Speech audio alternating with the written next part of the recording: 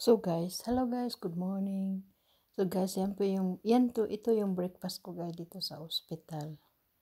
Dalawang bread, coffee, butter, dalawang jam, dalawang milk, dalawang sugar. Yun ang breakfast ko dito guys. So guys, kain tayo.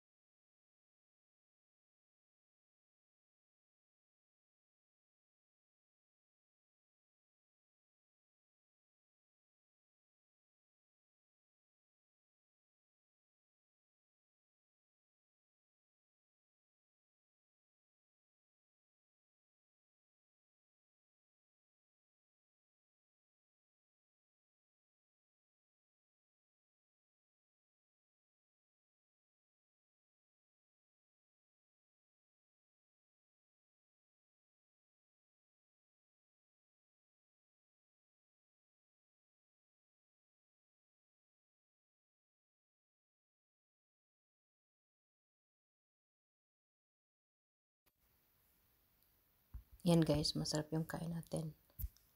Yan, masarap yung bread nila ng umaga. Mainit na tapos malambot siya.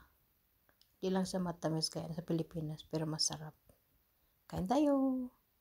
Okay guys, thanks for watching. Have a great day everyone.